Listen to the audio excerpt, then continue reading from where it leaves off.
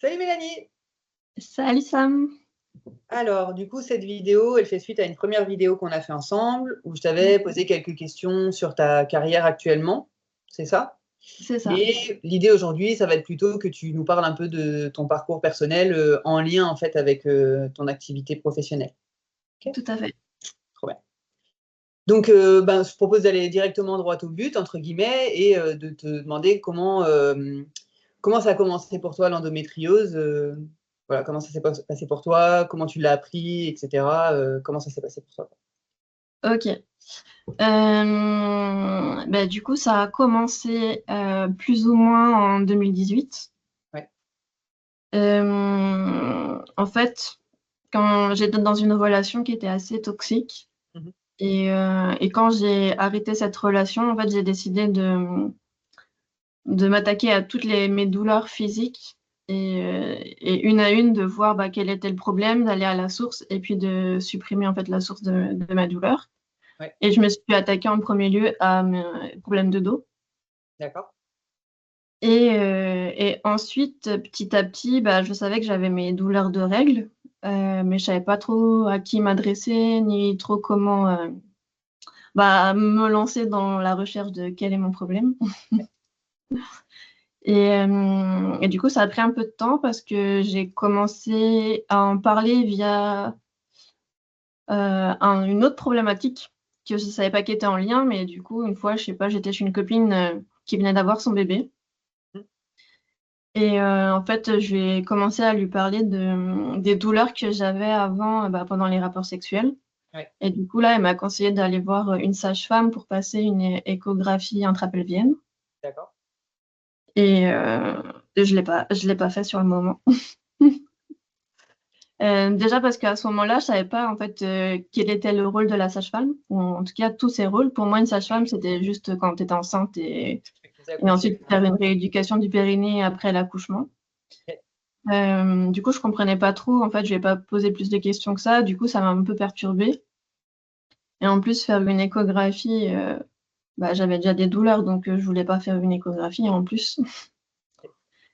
Et en fait, ça faisait déjà quelques années que je voyais mon ostéopathe pour mes douleurs de dos et on avait une assez bonne relation, ensemble par rapport à mes différentes douleurs. Du coup, une fois, je lui en ai parlé de Mmh. ces douleurs que j'avais et je lui ai parlé en même temps, en fait, de mes douleurs de règles et cetera. OK. Et c'est là qu'il a commencé, à évoquer peut-être l'endométriose ou en tout cas qu'il y a quelque chose qui allait pas à ce niveau-là et qu'en plus c'était lié à mes douleurs, parce qu'en fait j'avais des lumbagos, 1 fois sur 2 avant mes règles, tellement mes Ah oui. ligaments se tendaient, au niveau de mes lombaires. Et avant ça, tu avais jamais entendu parler d'endométriose? C'est la première fois qu'on mettait ce mot-là, En fait, j'en avais entendu parler, mais pour moi l'endométriose, c'était que pour les femmes de 40 ans et plus ou alors des Ah femmes ouais, qui avaient envie d'avoir un enfant et qui avaient des problèmes de fertilité. C'était OK. que ça, quoi. Donc pour Mmh. moi, j'étais vraiment, hors catégorie. OK. Donc non, j'avais pas du tout fait le lien et c'est vraiment lui qui a posé les premiers mots là-dessus et en fait, il m'a fait un petit mot pour, que j'aille voir une sage-femme que lui, il connaissait. D'accord. Et du coup, je suis pris rendez-vous chez la sage-femme pour, et je lui ai apporté, en fait, le petit mot. Elle m'a posé plein de questions sur, Ouais. mon cycle, mes douleurs et cetera. Juste en un entretien, je sais plus combien de temps ça a duré, mais je dirais 15-20 minutes. Elle a dit: «Ouais, en fait, tous tes symptômes, ça ressemble à de l'endométriose. OK. Par contre, il faut le confirmer avec, une échographie». D'accord. Du coup, elle m'a refait un petit mot Mmh. et je suis allée chez le médecin pour demander une ordonnance pour une échographie. OK. Et ensuite, du coup, j'ai pris rendez-vous, enfin, ça a pris du temps quand même, mais j'ai pris rendez-vous donc chez une gynécologue qui était spécialisée, endométriose. Ouais. Donc entre, mon premier rendez-vous chez la sage-femme et le rendez-vous gynécologue, déjà, ça a pris 5 mois. Ah oui, d'accord. C'est compliqué d'avoir un rendez-vous avec une personne spécialisée? En fait, surtout que cette clinique-là, je l'ai choisie parce que justement, ils étaient spécialisés en endométriose, que sur le site internet, ils expliquaient que s'il y avait suspicion d'endométriose ou endométriose, qu'on pouvait avoir un rendez-vous en 10 ou 15 jours, je sais plus. D'accord. Et en fait, quand je les ai appelés, ils m'ont dit: «Bah, non, non, ça fait longtemps qu'on fait plus ça parce qu'on Il y a peut trop plus, quoi». de demandes. Ouais. OK. Donc, il y a ça. Et ensuite, il y a eu 3 mois aussi entre le fait que l'ordonnance pour une échographie, j'ai mis 3 mois à processer le fait que il fallait une échographie, quoi. Oui, oui, ok. Parce que déjà que j'avais plein de douleurs et du coup, je me voyais pas avoir une échographie comme ça. Parce que dans ton imaginaire, une échographie, c'était douloureux, c'est ça? Ouais. Surtout les intrapelviennes, en fait, c'est ça. Et ensuite, donc, j'ai eu mon rendez-vous au mois de mai. Donc, je suis arrivée, je lui ai montré le mot de la sage-femme, du coup, à la gynécologue. Elle n'a pas eu trop de réactions. Je lui ai expliqué tous mes symptômes et tout. Elle n'a pas tellement réagi. Ouais. Elle m'a dit qu'en fait, ça servait à rien de passer une échographie, qu'il fallait passer une IRM. D'accord. Donc, ce jour-là, j'ai pas eu d'échographie. Mais elle t'a expliqué pourquoi? Parce qu'on voit pas parce qu'en fait, c'est trop difficile de voir l'endométriose sur une échographie, donc il vaut mieux une IRM. D'accord, ok. Et en plus, et ce jour-là, en fait, j'étais venue et j'avais une mycose.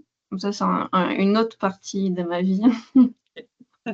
Et comme j'étais un peu dans la période où il fallait me faire un frottis, du coup, elle m'a fait un frottis. D'accord. Okay. Elle a Du fait coup, ce qu'il y avait besoin en premier, quoi, on va dire. Parce qu'il y avait ouais, plus de sens peut-être pour elle aussi. ouais. Mais sauf que du coup, moi, cette séance-là, ça a été hyper compliqué parce que du coup, moi, j'arrive pour avoir des trucs sur mon endométriose. Je me retrouve à faire un frottis que j'avais pas, j'avais T'étais pas pas là pour ça, anticipé que quoi. je l'avais. Voilà, Ouais. j'étais pas là pour ça. En plus, j'avais une mycose et en général, pour moi, on fait pas on n'ausculte pas l'intérieur du vagin quand on a une mycose. Et ouais, et en plus, j'avais toujours mes douleurs super fortes, quoi. Et en plus, après, elle m'a fait une palpation pour voir où étaient mes douleurs. Ok. J'ai Donc, ça a l'impression, été. dans ta façon d'en parler, que c'est pas un très bon souvenir. Non, c'est pas du tout un très bon souvenir. En fait, ouais, ça a été très traumatisant. J'ai pleuré après pendant des heures après ce rendez-vous. Donc, C'est quoi? C'est le fait qu'elle t'ait pas prévenu de ce qu'elle allait faire et le fait qu'elle ait un peu, entre guillemets, changé le programme, alors que c'est déjà tu pas. avais dû comprendre l'endométriose, etc. avant d'arriver, c'est ça ou c'est autre chose? En fait, je crois que c'est une accumulation de tout. C'est déjà parce que je pensais avoir enfin une échographie et Réponse. avoir une réponse. Je l'ai Mmh. pas eu. En fait, elle m'a dit non, ça sert à rien. Faut faire une IRM. Donc en gros, en fait, je pensais avoir des réponses ce jour-là, j'en ai pas eu. J'ai eu un frottis que j'avais pas demandé. Et en plus, ça m'a fait des palpations à l'intérieur alors que je lui ai dit que moi, C'est douloureux. j'avais super mal en fait. Donc, et mettre le spéculum, en fait, moi, ça. En fait, là, la sage-femme que j'avais vue, ensuite, avec elle, j'ai eu plusieurs rendez-vous de rééducation du périnée parce qu'elle m'a dit mon périnée, c'était du béton. Suite à ce Donc, rendez-vous? ouais. Non, suite à mon rendez-vous de janvier, en fait, mon tout premier rendez-vous où elle a dit, ouais, c'est de l'endométriose. Et du coup, j'avais commencé à faire quelques rééducations. Et du coup, avec un périnée en béton, forcé pour faire, tu vois, mettre le spéculum pour le frottis, en fait, Oui, c'est ça forcément a quoi. aggravé tous mes symptômes après. Et j'ai mis plusieurs années avant de retourner voir une kiné et traiter Eh oui. ces douleurs, en fait. Du Tu coup, en ça, étais à c'était l'IRM? ouais, à l'IRM. Et du coup, à l'IRM, en fait, moi, j'ai appelé le centre de radiologie de la clinique. Ils n'avaient pas de rendez-vous avant septembre. OK. Et en fait, j'ai passé des heures à trouver un centre qui prenait plus tôt. C'est pas possible, ouais. Heureusement, j'étais véhiculée. Donc, en fait, j'ai pu trouver un rendez-vous au mois de juillet, mi-juillet, dans un département voisin. C'est quel mois à ce moment-là? Excuse-moi, je suis un peu perdue. Là, en mi-juillet. Mais le moment où tu prends le rendez-vous? C'était le jour, c'était mi-mai. D'accord. C'était vraiment, j'ai eu mon rendez-vous le matin et l'après-midi, j'ai appelé plein de centres Ouais, ouais, ouais. dans tous les départements limitrophes pour essayer d'avoir un rendez-vous le plus tôt possible. Mais en plus, il n'y a pas beaucoup de centres qui ont le matériel pour ce genre OK. d'échographie. Pas d'échographie, d'IRM. Du coup, voilà, j'arrive exactement le 11 juillet, je fais mon IRM. Donc, ça se passe bien. Le radiologue, il me dit, ça va, il n'y a rien d'alarmant. tu as 2 petits kystes, un dans chaque ovaire. Ok. Et du coup, j'avais mon rendez-vous le lendemain avec la gynéco pour justement discuter des résultats. Ok. Mais ces kystes, tu savais que tu les avais déjà? Enfin, ça t'était déjà arrivé avant? Non. Ah non, non, Là, c'est pas rien, quoi. Rien que ça, c'est déjà. Ouais. Mais il avait dit enfin, il n'y a rien d'alarmant, il y a juste 2 petits kystes, ça va quoi. Ok. Et du coup, j'arrive au rendez-vous et moi j'avais rien parce qu'en plus c'était un nouveau centre d'IRM et du coup tout est matérialisé donc moi je suis repartie les mains vides. Ah oui. J'avais juste une feuille avec identifiant mot de passe pour les professionnels. Ok. Et donc toi, t'as Et accès à rien, quoi, d'une certaine manière. ouais, Ok. j'avais accès à rien. En fait, j'avais accès mais une semaine après. Donc Ok. en gros, les professionnels avaient accès tout de suite à mes résultats et moi je dois attendre une semaine pour y avoir accès. Donc en D'accord. fait, moi je ne savais pas plus que ça. Hmm. Et en fait, du coup, bah, j'arrive chez la gynéco, elle regarde les résultats de l'IRM sur son ordinateur. Et je vois qu'elle commence un peu à. Enfin, ça se voit sur son visage, tu vois, je la vois, elle se paralyse un peu, tu vois, je sens qu'elle Ouais. se fige. Ok. Et après, du coup, elle m'explique bah, voilà, qu'elle voit effectivement qu'il y a des kystes dans les ovaires. Oui. Mais en fait, c'est que j'en ai plusieurs par ovaire, j'en ai pas qu'un petit dans chaque. Ah ouais. Ok. Et pour elle, l'analyse, elle est incomplète. Du coup, en fait, elle m'a dit qu'elle allait demander une deuxième lecture à une radiologue avec qui elle travaille D'accord. dans la clinique. Et par contre, bah, il y a quand même plus de dégâts que ce que m'avait dit le premier radiologue. Du coup, là, elle me prescrit prise de sang et en fait, je reviens. Donc là, on était le 12 juillet et elle me planifie un autre rendez-vous le 4 juillet pour parler d'opération parce que du coup, avec la radio, Ouais. elle voit qu'il faut absolument me faire opérer pour retirer ces kystes. D'accord. Mm. Et donc là, oui, elle confirme l'endométriose à ce moment-là. Ok. Donc 2018, c'est ça, tu t'apprends, été 2018, tu apprends que tu as l'endométriose, c'est ça? Non, c'est 2019 ça. 2019, un an après. Bah, j'ai commencé la sage-femme, je l'ai vue début janvier 2019 et du coup là on est ouais, j'ai lu un peu le verdict juillet 2019. D'accord. Mm. Ok. Et suite à ça, du coup, qu'est-ce qui se met en place? Bah, suite à ça, je fais mes résultats de prise de sang.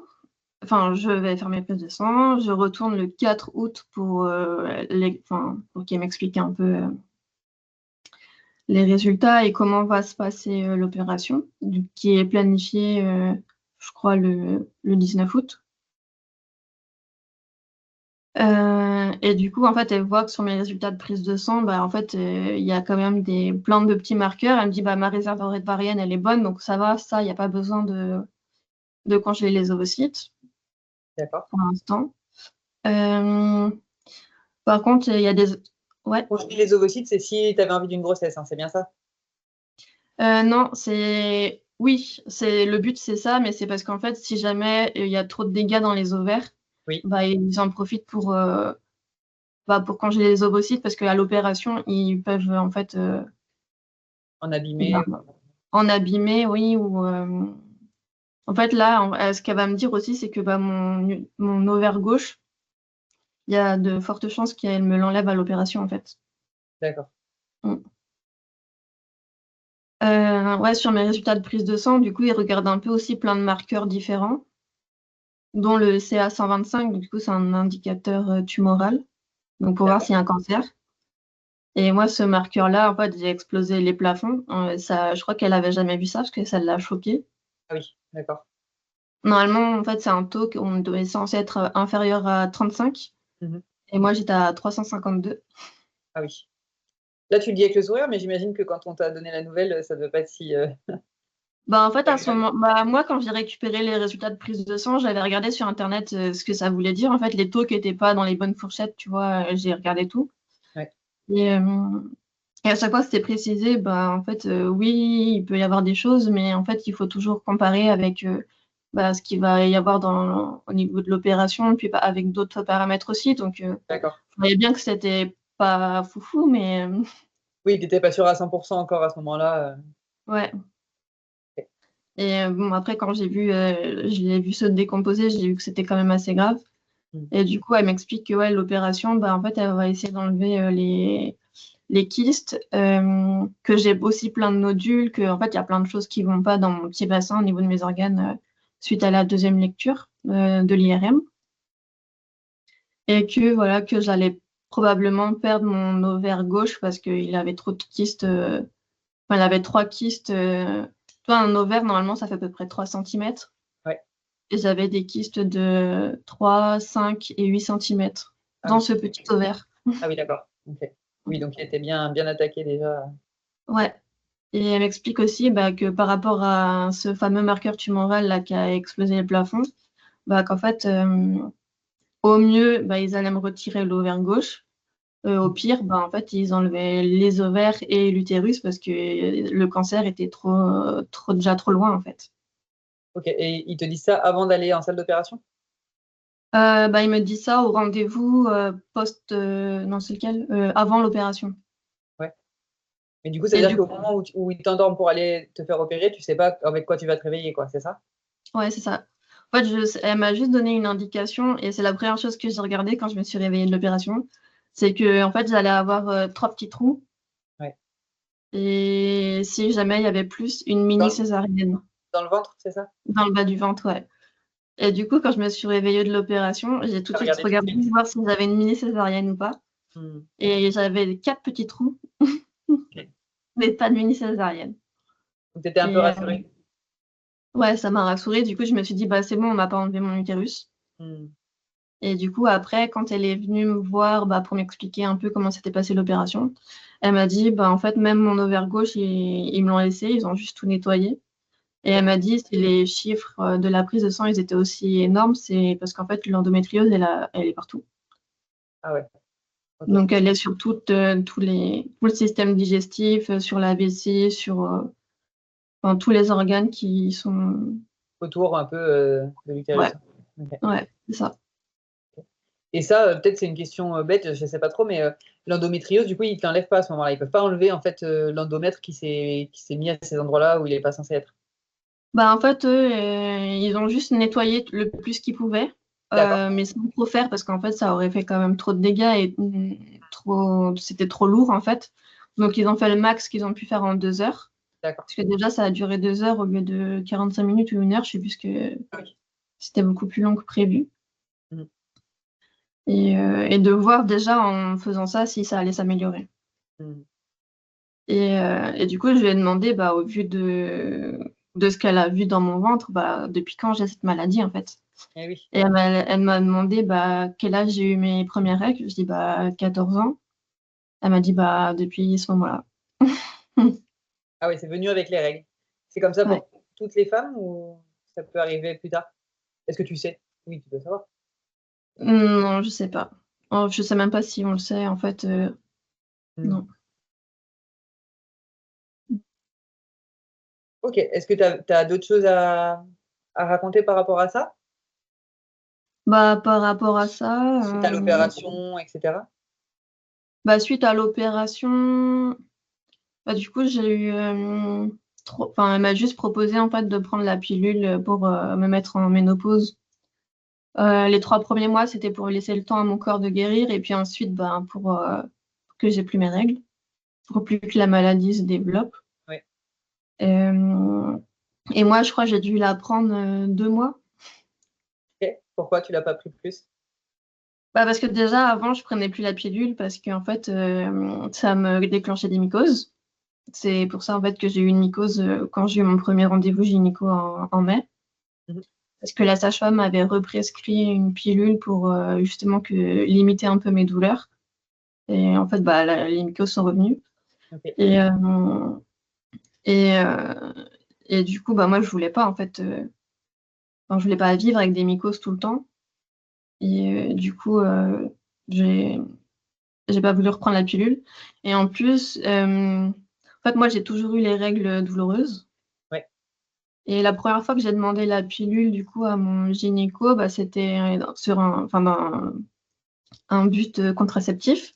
Oui. Mais ensuite, tous les renouvellements que j'ai fait après, c'était vraiment en fait, il me demandait si j'avais des douleurs, je disais: «Oui» et en fait, il me demandait: «Bah, est-ce que c'est supportable?» Ben, je disais oui. Mm. Et du coup, il me prescrivait juste des antidouleurs ou des anti-inflammatoires et il me changeait de pilule. Donc, Et en à fait, chaque, à chaque fois, il te changeait de pilule tous les 3 mois, c'est ça? pas tous les 3 mois parce que du coup, j'avais des plaquettes pour plus longtemps que ça. Enfin, tu vois, Ouais, j'avais une ordonnance avec plusieurs renouvellements et c'est ouais. quand mon ordonnance était terminée que je retournais le voir. Et c'est à ce moment-là, à chaque fois, il me demandait, bah, vous avez des douleurs? Je fais oui. Du coup, il me donnait des antidouleurs plus forts ou des anti-inflammatoires plus forts et Mais une jamais. pilule qui était plus dosée. Mm. Ok. Mais du coup, en Mais- fait, pour moi, ça a masqué en fait, en partie mes symptômes. Mm.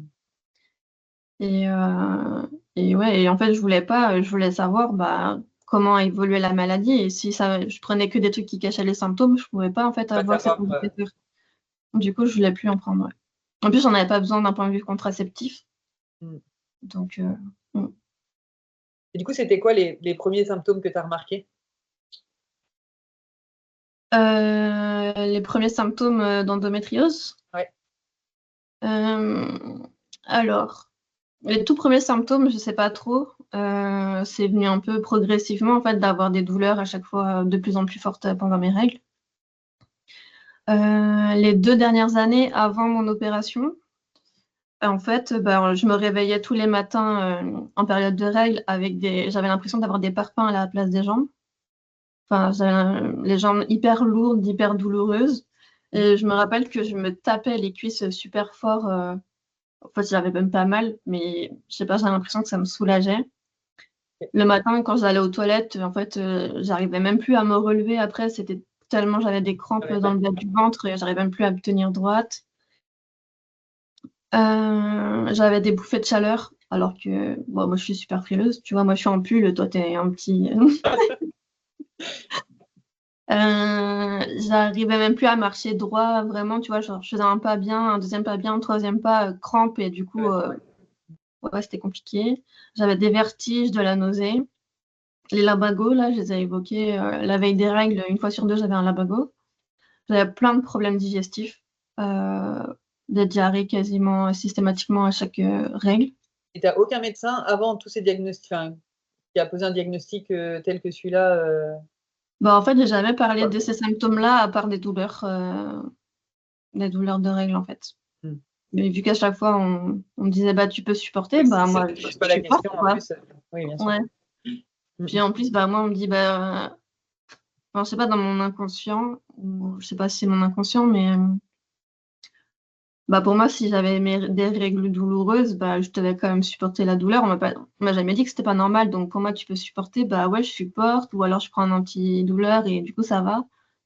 Et du coup, bah, en fait, ça masquait complètement. Enfin, même moi, je savais pas au bout d'un moment Oui, si à tu avais quel point vraiment j'avais mal ou mal. pas, à quel point c'était grave. Oui, Ouais. oui. Ça nous éduque un peu à faire la Mm, douleur, quoi. Mm. c'est ça. Bah, du coup, enfin, j'étais hyper fatiguée aussi. Bah oui, bien sûr.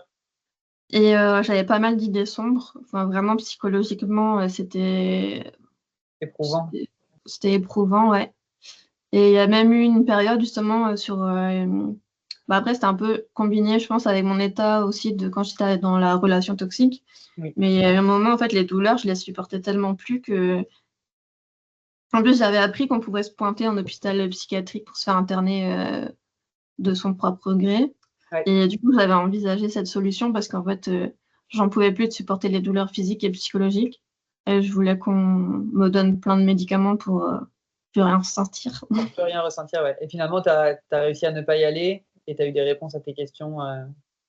Bah, en fait, j'ai réussi, j'y suis pas allée parce qu'en fait, je me suis dit, mais moi, ce que je veux, c'est ne plus sentir de douleur. Mais en fait, je pense que si je vais là-bas, ben, je me rendrai pas compte que j'ai plus de douleur parce qu'ils vont aussi m'anesthésier le cerveau. Oui. Mm. Et du coup, j'y suis pas allée pour ça parce qu'en fait, moi, je voulais juste sentir mon corps sans douleur. Mm. Et je crois qu'il y avait rien qui me permettait de faire ça. Et je fais un pont jusqu'à aujourd'hui, mais du coup, aujourd'hui, tu as un corps. Ça va Il la va douleur? très bien, mon corps. Il va très bien. Par contre, tu vois, cet été, enfin, je me suis fait, à cause du stress, je me suis fait mal à l'épaule. Oui. Et à un moment donné, je me suis posée quand j'avais mal et je me suis dit, OK, là, je me rends compte que j'ai mal. Mhm. À combien sur 10 je suis? Et en fait, j'étais déjà à 9. Eh oui. Et en fait, je me rends compte que mon seuil de douleur, il est super élevé. Et du coup, je commence à m'en inquiéter quand je suis vraiment à 8,5. Et en fait, du coup, je loupe plein de. Tu fais un lien Enfin, avec l'endométriose, le fait que tu as eu ces douleurs-là et que tu les ai fait taire pendant des années. C'est-à-dire que même quand tu as des douleurs dans d'autres parties du corps, finalement, en fait, tu t'es habitué à avoir mal, tu mets beaucoup de temps à te dire, mince, mais en fait, là, peut-être c'est ouais, pas normal d'avoir si mal, c'est ça que tu veux c'est dire? ça. Et du coup, si je vais voir quelqu'un pour la première fois, genre un médecin, et je lui dis, là, j'ai mal, en fait, il va peut-être penser que je commence à avoir mal et que je suis à 2, 3 sur 10, alors que moi, je suis Ah, déjà à toi, 8,5, 9. Et ouais, et du coup, je pense que ça a un gros impact sur ma gestion de la douleur, sur tout, en fait. eh ouais. Et du coup, quand je commence à dire que j'ai mal, c'est que c'est vraiment proche de la fin. OK. Ouais. Et il y a un dernier symptôme aussi que, du coup, moi, je savais pas que c'était important. C'est après, quand je me suis formée, que je m'en suis rendu compte. Euh, et d'ailleurs, je pense que ça a un peu précipité aussi mon diagnostic d'endométriose, mine de rien. Donc, il s'est transformé en coup de chance. Mais en fait, j'avais dit que j'avais 2 semaines de règles. Oui. Et en fait, je m'étais pas rendu compte, mais j'avais plus vraiment mes règles. Et en fait, j'avais que du spotting pendant 2 semaines. J'avais du sang Ouais. noir. Ouais. Enfin, ça faisait des années que j'avais plus de sang rouge et je m'en étais pas rendu compte. Tu t'es habitué un peu à ça aussi, quoi. Ouais. Et ça, c'est un gros signe aussi qu'il y a quelque chose qui va pas. Et du coup, la plupart des personnes qui ont de l'endométriose, elles ont souvent des règles hémorragiques. Moi, j'ai pas eu des règles hémorragiques, mais j'avais plus de sang, en fait. OK, donc ça peut être un peu des indicateurs pour des personnes qui se posent la question, ou en tout cas, Ouais, ouais, si elles ont ces symptômes-là, d'aller consulter, ça peut être une bonne ouais. idée, La c'est ça? couleur du sang, c'est un signe hyper important. Nous, on nous apprend pas à l'observer, Mmh. mais je pense que s'il y a des naturopathes ou des praticiens en médecine chinoise qui m'écoutent et qu'ils entendent que j'avais du sang noir pendant super longtemps, ils vont sauter au plafond. Donc ouais, si on a du sang noir, c'est bien d'aller consulter, quoi. Pas Ouais, attendre, des mois. c'est ça. OK.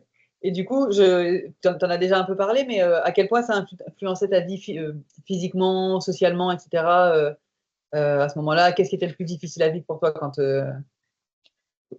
voilà, au début, avant que tu sois soignée, en fait? Ouais. Le plus difficile à vivre, en fait, c'est que, en fait, mon entourage ou même mes amis, en fait, savaient pas trop comment m'aider, en fait, là-dessus. Comme en plus, c'était pas non plus hyper connu et comme je t'ai dit, pour moi, l'endométriose, c'était, pas de mon âge et j'étais pas concernée parce que j'ai pas de problème de fertilité, ou en tout cas, j'en avais probablement parce que j'avais même pas de sang normal, mais je me sentais pas concernée à ce moment-là. Ouais. Et les douleurs de règles, ma mère, elle a toujours eu des douleurs de règles, donc ouais, ma sœur aussi, elle a eu des évanouissements et des grosses douleurs, et moi, j'ai pas eu ça, quoi. J'ai pas eu à ce point-là. Sinon, j'ai eu de la chance, dans le sens où j'ai travaillé dans des entreprises et qui avaient des infirmeries, donc Ça peut je être pouvais quand même aller à l'infirmerie, 1 heure ou 2 pour me reposer, pour le temps que l'antidouleur ou que l'anti-inflammatoire fasse effet, parce que du coup, au bout d'un moment, ils font moins effet et ils mettent de plus en plus de temps aussi. Donc au moins, je pouvais être isolée dans un petit coin, calme. Ouais. le calme, le temps que ça aille mieux. Hem et sinon, ça a beaucoup joué plus sur, mon état d'esprit, mais dans le sens où en fait, je supportais plus grand-chose. C'était les montagnes russes émotionnelles, beaucoup tu vois, j'en parlais des idées noires un peu, j'étais beaucoup là-dedans. Et donc ça a Mmh. impacté ta vie relationnelle, ta vie professionnelle, Ouais, amicale, c'est ça? c'est ça. Beaucoup de sensibilité. Mmh. Et du coup, c'est quoi le déclic? C'est à quel moment que tu t'es dit, «OK, là, c'est plus possible, en fait, heu, faut que je trouve ce que c'est et faut que je me soigne, quoi»? En fait, c'est quand j'ai quitté mon ex, du coup, en juin 2018. Heu, En fait, du jour au lendemain, j'avais plus mal au dos. Après ta Alors, séparation, c'est ça? après ma séparation, ouais, j'avais plus mal au dos et en fait, je me suis sentie tellement légère. C'était vraiment trop bizarre. Mm. Et en fait, j'ai eu une pneumonie 2 mois après. Ok. Donc, ouais, j'ai passé 3 semaines avec 42 fièvres. Enfin, j'étais en arrêt 3 semaines. Ok. J'ai mis 1 semaine en plus à me rendre compte que j'avais vraiment quelque chose de grave parce que je ne savais pas ce que c'était d'avoir de la fièvre. Mm. Et du coup, moi, je me suis dit, ouais, c'est marrant, la nuit, j'ai chaud, j'ai froid, j'ai une bouillotte, ça me réchauffe pas. Mais moi, je pensais que j'avais juste la grippe. Du coup, je continuais à aller travailler tous les jours. À Ok. ce moment-là, je faisais énormément de sport. Ouais. Je faisais du sport 6 jours par semaine. J'avais un coach sportif et du coup, je faisais ça à fond parce que je me suis dit, bah, si j'ai un virus de la grippe, justement, il Faut faut que vite mon corps il accueillir. continue, qu'il aille à fond.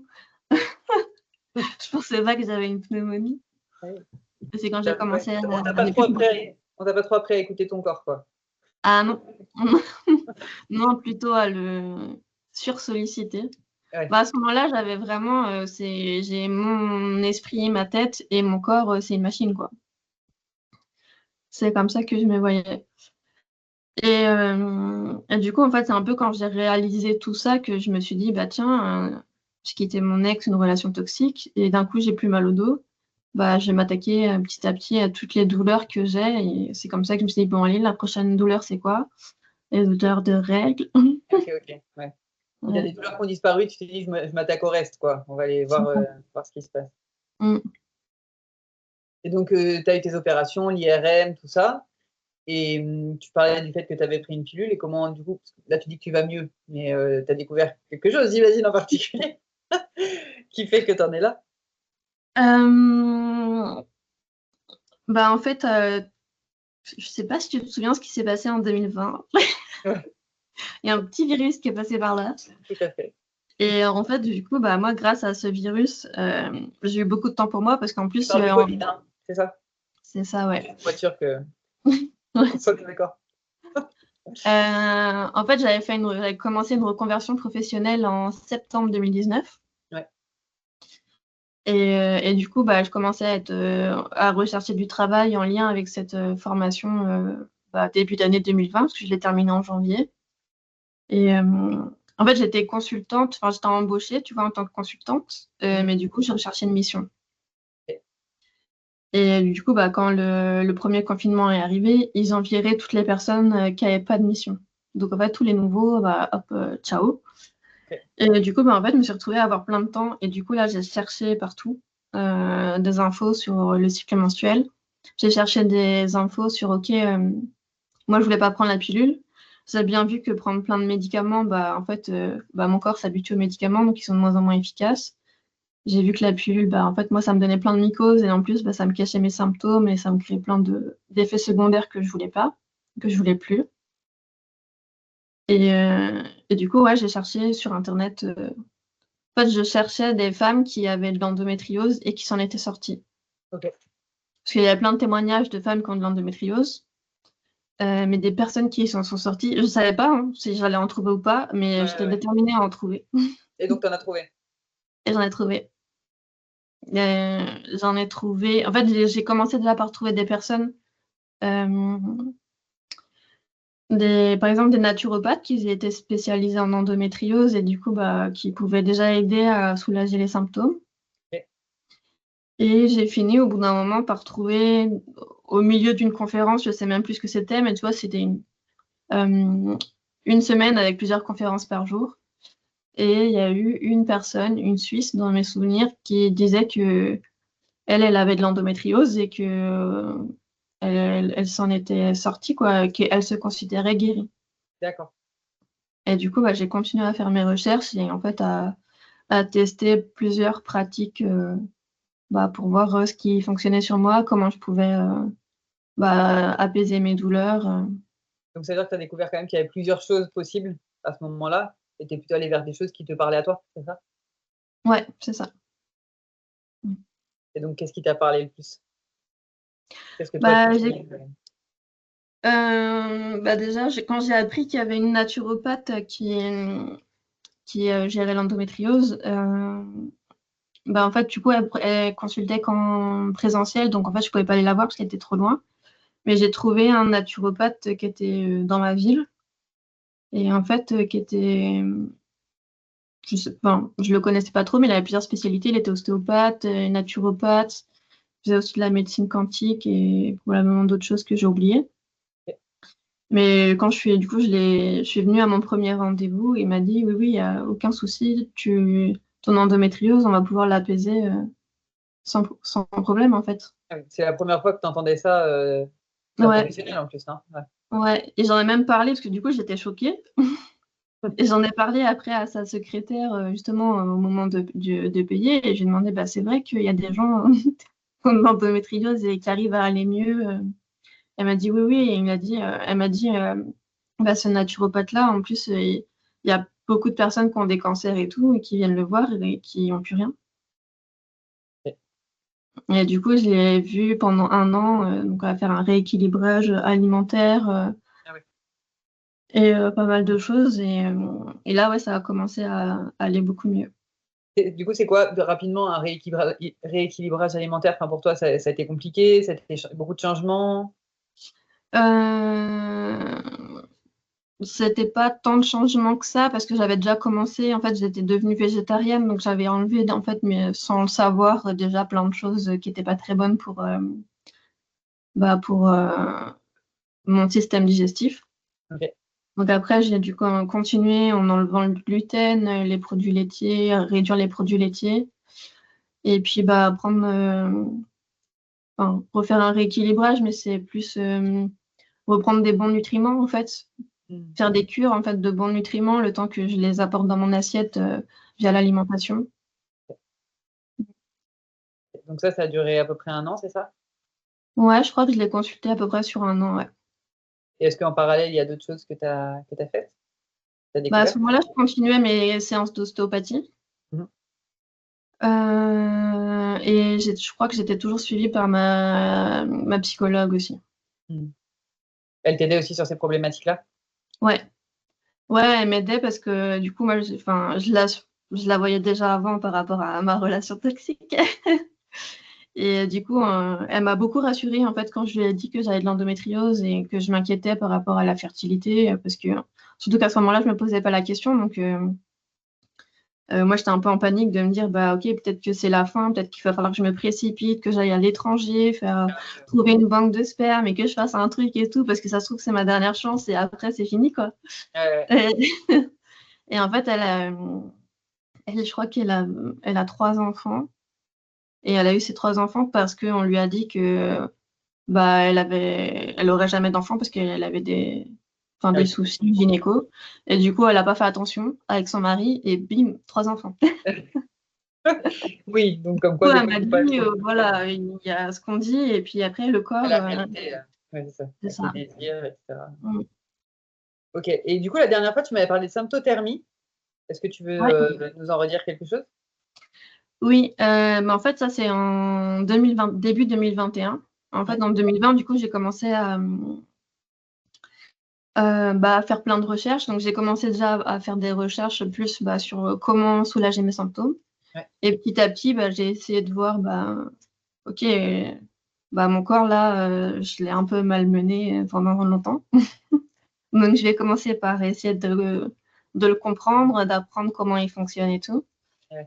Et, euh, et comme je cherchais aussi quand même une alternative pour la contraception, mais quelque chose un peu moins invasif. Et ouais, moins invasif que la contraception hormonale. Du coup, j'ai découvert la symptothermie. Et du coup, depuis début 2021, en fait, je tourne par là parce que je voulais prendre mon cahier. Attends, je reviens.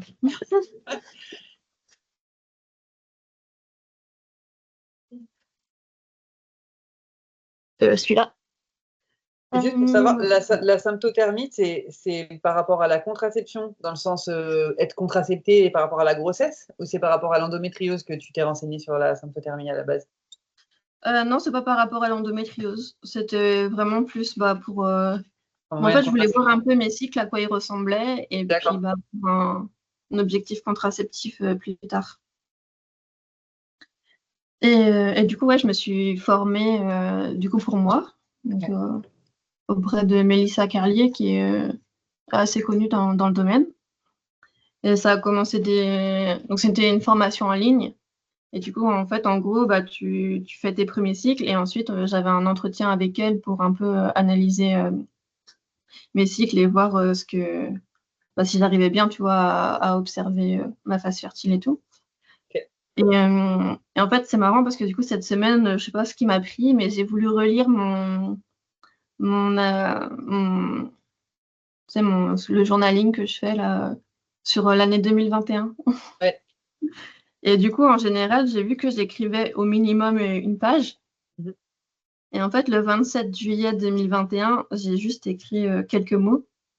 Et en fait, c'est en lien avec le rendez-vous symptothermique que j'ai eu pour analyser mes premiers cycles. Ok. Et du coup, j'avais écrit en gros hein, sur la page, mes cycles sont normaux. J'ai une belle phase fertile. Ma glaire est nickel. Mon corps va bien, ma tête va bien. Je suis heureuse. Et ouais, du coup, ça m'avait ému cette semaine de relire ça parce qu'en fait, bah, moi, vu que j'avais de l'endométriose et que j'avais des kystes et tout, et je me suis dit, bah ouais, en termes de fertilité ou même d'équilibre hormonal, bah, ça serait la catastrophe, quoi. C'est un peu ce à quoi je m'attendais en faisant de la symptothermie. Mhm. Et en fait, non, pas du tout. En fait, elle m'a dit, ben, mes cycles, ils sont scolaires, quoi. C'est les cycles que tu vois dans les livres pour apprendre la symptothermie. Ok.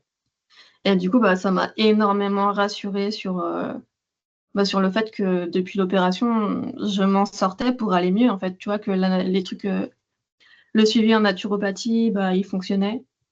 Que les séances d'ostéopathie, elles fonctionnaient aussi parce que j'avais beaucoup moins de douleurs. Ouais.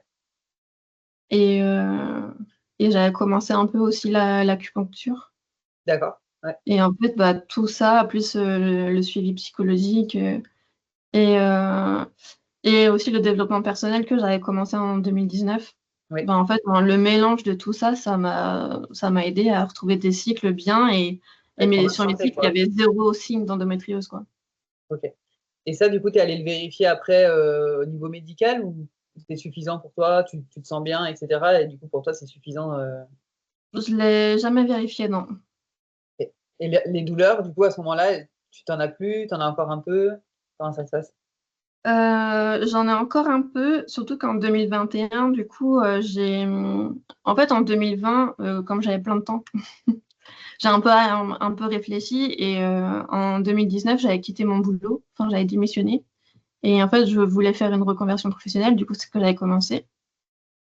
Et du coup, bah, ce qui n'avait pas fonctionné parce que je me suis fait virer au moment du confinement. Et je me suis dit, bon, ok, ça fonctionne pas, je vais peut-être essayer de me mettre à mon compte et créer un nouveau projet. Et en fait, à cause du Covid qui s'éternisait, je pouvais pas faire ce que je voulais. Du coup, j'ai repris un boulot un peu dans le domaine dans lequel je travaillais avant. Mais c'était vraiment un travail à contre-cœur. Ok. Et les premiers mois, ça allait. Mais en fait, après, j'ai vite vu que bah, Ça venait ça me plaisait réimpacter pas, quoi. ta Ouais, santé, etc. c'est ça. Les douleurs commençaient à revenir. J'ai fait 2 séjours à l'infirmerie de l'entreprise. Et du coup, là, je me suis dit, bon, il y a quelque chose Ouais, qui va pas. ne convient pas. Et du coup, je suis allée chez le médecin. Il m'a prescrit une deuxième IRM. Et du coup, en octobre, j'ai repassé une IRM. Donc, j'avais pris rendez-vous chez la gynéco pour en discuter. Et là, elle m'a dit, bah, tout est revenu comme avant. J'avais des kystes encore dans les ovaires. Ah ouais.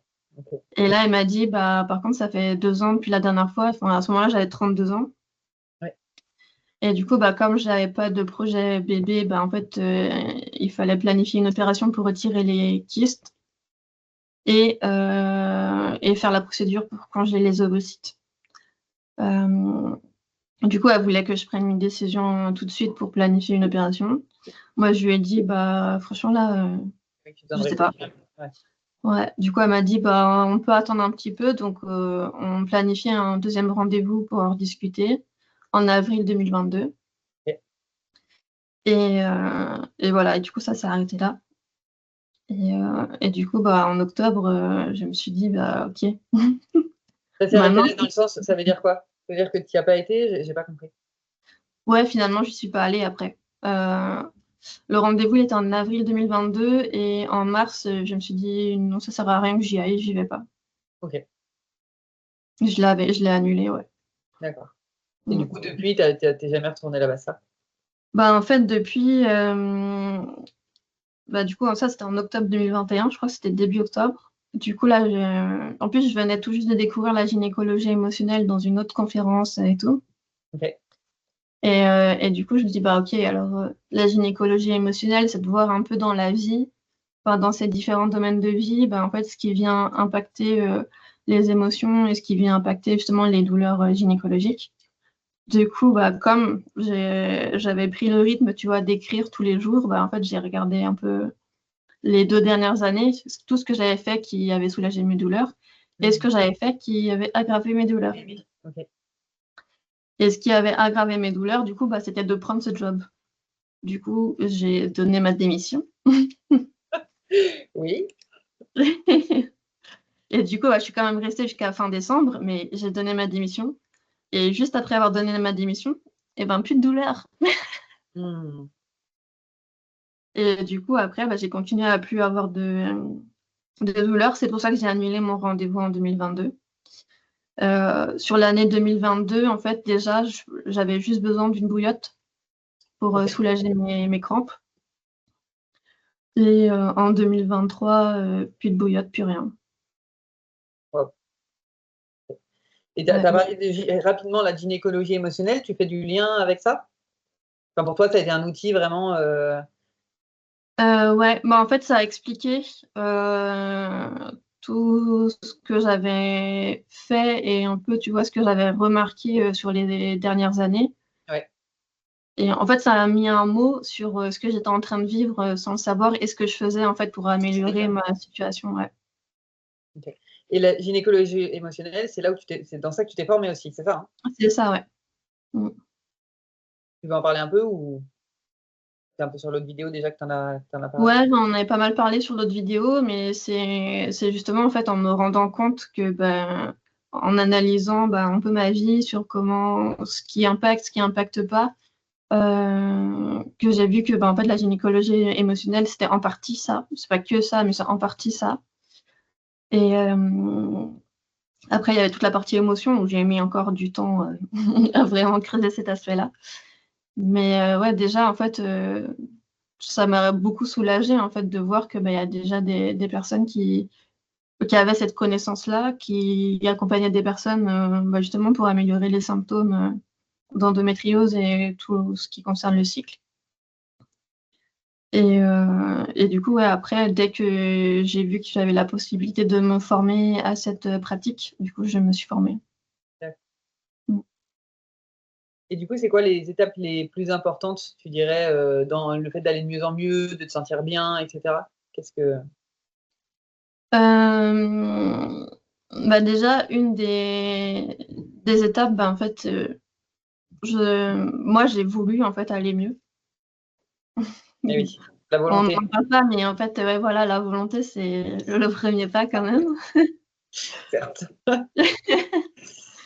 Hem, le deuxième pas, bah, en fait, ça a été de comprendre, en fait, pourquoi est-ce que j'avais des douleurs? Pourquoi est-ce que j'avais des kystes? Qu'est-ce qui allait pas? Qu'est-ce que je faisais de mal, en fait, pour que mon corps, il dégénère comme ça, en fait? Donc Et c'était vraiment d'apprendre, ouais, le fonctionnement de mon corps et puis, mmh, ben, en fait, de découvrir tout cet univers merveilleux qu'est le corps humain, finalement. et oui. Ouais. Et toi, si j'ai cru comprendre, les premières années de ta vie, tu avais un peu mis de côté finalement, tu t'en servais un peu comme d'un robot, enfin, il me semble que Ouais, c'est ce mot-là que tu as c'est ça. utilisé tout à l'heure. Mmh. Ouais, c'est ça, oui. En fait, avant, je le voyais plus comme un robot avec une sphère gynécologique, défectueuse et Mmh. en fait, bah, je me suis rendu compte que, bah, non, en fait, j'étais un tout. Et oui, c'est un système global. Voilà, que j'étais un tout et que en fait, ben, ce que je mangeais, ce que je vivais, physiquement, émotionnellement, bah, ça impactait Mmh. et le fait de prendre tout ça en compte, bah, c'est là que j'ai commencé à aller mieux. Mmh. Tu connais Mmh. toute la mécanique, générale en fait, c'est ça? Mmh mh. OK et du coup, aujourd'hui, tu dirais que c'est quoi les changements les plus visibles, dans ton quotidien, dans ta vie et cetera? Les changements les plus visibles, bah, déjà, j'ai du sang maintenant. Ça a Tu été un des tu es premiers signes. rassurée? te le vois. Ouais. Mais encore aujourd'hui, en fait, à chaque fois, enfin, je sais pas, je sais pas quel mot utiliser, mais en fait, je suis un peu en admiration d'avoir du sang rouge et que j'ai pas de douleur. Et c'est assez bizarre d'avoir ces règles pendant 15 ans hyper douloureuses. Eh oui. Et en fait, et un jour, d'être surprise par les règles qui arrivent parce qu'en fait, j'ai pas mes douleurs annonciatrices de l'arrivée de mes menstruations. Euh, donc ouais, c'est surtout ça. Euh, et c'est de voir un peu la beauté dans tout le fonctionnement du corps humain. Et je suis plus du tout impactée en fait par pas impactée. Je suis impactée parce que je vis des cycles, mais, euh, mais maintenant c'est plus une force en fait. Je sais ce que je peux en faire. Tu vois, par exemple, cette semaine, bah, je suis dans mes derniers jours avant mes règles et je vois bien que bah, émotionnellement c'est un peu plus challengeant. Ouais. Mais du coup, bah, en fait, maintenant j'arrive déjà à me poser, à reconnaître cette phase et à l'utiliser comme force en fait. Et à savoir ce qui est possible de faire dans ces périodes-là et ce qui est moins possible dans d'autres périodes, quoi. C'est ça? C'est ça. OK. Si, la Mélanie d'aujourd'hui, elle pouvait parler à la Mélanie à l'époque, quand elle a découvert ou quand elle avait ses douleurs, qu'est-ce qu'elle lui dirait? Bah, elle lui dirait bah, en fait, de suivre son instinct Mmh. parce que elle avait déjà compris qu'il y avait un souci avec la pilule. Elle avait compris qu'il y avait un problème en fait dans sa gestion de ses douleurs et dans les solutions que le corps médical pouvait lui apporter et en fait de persévérer et qu'elle va trouver des réponses. Elle peut avoir confiance en elle. OK, un message de courage et de confiance en soi, c'est ça? Ouais. OK. Et il y a des femmes, là, qui regarderaient la vidéo qui, elles, sont, je sais pas si on peut dire victimes, mais qui souffrent d'endométriose. Ouais. Quel message tu as envie de porter? Bah, le message, c'est qu'en fait, bah, il y a plein de solutions. Il y a plein de pratiques qui ont de l'expérience pour soulager les symptômes d'endométriose. Mmh mh. Euh, qu'on peut avoir une situation classée extrême Mmh. par le corps médical et ça ne veut pas dire qu'en utilisant de la médecine douce ou bah, qu'en fait on ne peut pas s'en sortir. Il y a plein, ouais, il y a des solutions. Il y a des solutions qui existent. Il y a plein de praticiens qui sont prêts à nous aider. Qu'il y a un autre monde qui existe. Oui, c'est ça. Qui demande un peu de s'écouter, d'apprendre à prendre soin de soi et cetera. Ouais, Mais que en tout cas, c'est ce message-là plutôt que tu as envie de donner c'est ça. de c'est Il y a possible pas de de s'en faire, solution quoi. miracle. Ouais, il y a pas de solution miracle. Mmh. Ça demande du temps, ça demande beaucoup de De travail l'investissement. parce que du coup, je l'ai pas dit en détail, mais en fait, moi, j'ai fait énormément de changements dans ma vie, justement parce que du coup, quand je me suis rendu compte que mon travail en 2021, bah, il était une des causes de mes douleurs. Mais avant ça et après ça, beh, j'ai quand même, bah, quitté d'autres relations toxiques. En fait, j'ai fait du tri dans mon entourage. Hem, je me suis un peu plus alignée aussi sur mes valeurs Ouais. et enfin, il y a pas de il il y a pas ouais, il y a pas de miracle. Vivre une vie plus alignée, savoir qui on est et poser ses limites, bah, ça demande du temps, Ça ça prend demande du courage, ouais, mais c'est ça qui fait que ça fonctionne. et de Mmh. la volonté aussi, c'est le mot Et la volonté, ouais. ah. Mmh. Est-ce que tu as un tips, un truc, un conseil, que tu aimerais pouvoir donner, aux personnes qui écoutent cette vidéo là aujourd'hui, qui pourraient être, en souffrance ou autres? Mmh, bah, c'est peut-être déjà de pas avoir honte et d'en parler. Mmh. Parce que moi, c'est vraiment ça qui m'a aidée au début. Mmh. Hem, Sortir c'est du parce tabou un peu. Mmh. ouais, sortir du tabou. En fait, si je m'en suis sortie au tout début par rapport à mes mycoses, c'est parce que j'en ai parlé à ma belle-sœur, de l'époque. C'est vrai que c'est un sujet comme ça, qui est, enfin, moi, qui peut me paraître, pas forcément facile à aborder. Donc, Ouais. je trouve ça chouette que Alors que ouais, c'est il y a énormément de personnes qui passent par qui là. ouais, c'est ça. Mmh. Heu, Après, tu vois, j'ai pas parlé directement de mes douleurs, mais de mes douleurs de règles, mais j'ai parlé de mes douleurs pendant les rapports sexuels à ma copine qui venait d'avoir son bébé. Ouais. Et du coup, c'est là qu'ensuite, tu vois, tout a été enchaîné. Oui. Donc quand tu dis parler, c'est pas forcément à des professionnels, c'est même juste en parler entre À soi, son entre personnes qui ont entourage, leurs règles. ouais, Ouais, ouais, ouais. Et du coup, c'est d'essayer de se ça. rendre compte de ce qui est normal, pas normal. C'est ça. Et moi, en fait, le premier professionnel de santé à qui j'en ai parlé, c'est même pas une personne spécialisée en gynécologie ou en endométriose. En fait, c'est un professionnel en qui j'avais confiance. Et oui. Et en fait, c'est lui qui m'a ensuite envoyé vers une personne en qui il avait confiance lui-même.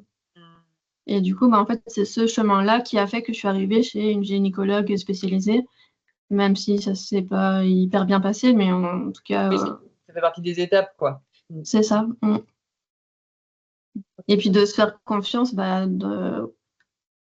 si on sent qu'il y a quelque chose qui va pas, c'est qu'il y a quelque chose qui va pas. Et oui.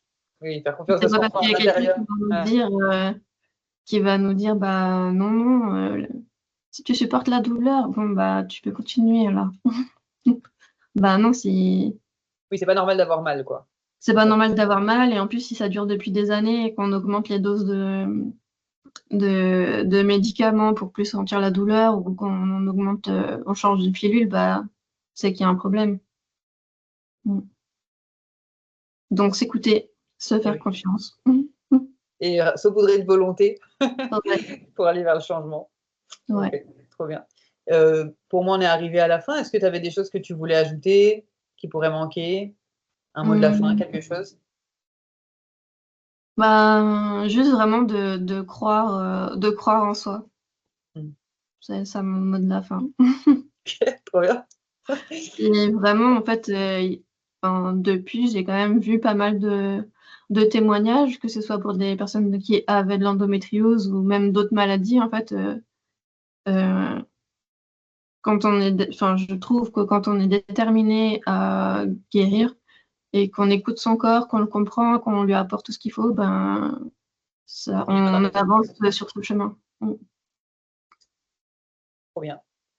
Très joli mot de la fin. Ouais, croyez en vous et écoutez-vous, quoi. Ouais, c'est ça. OK, trop bien. Eh ben super, je propose qu'on s'arrête là-dessus. À bientôt, Yes. Mélanie. Salut Sam.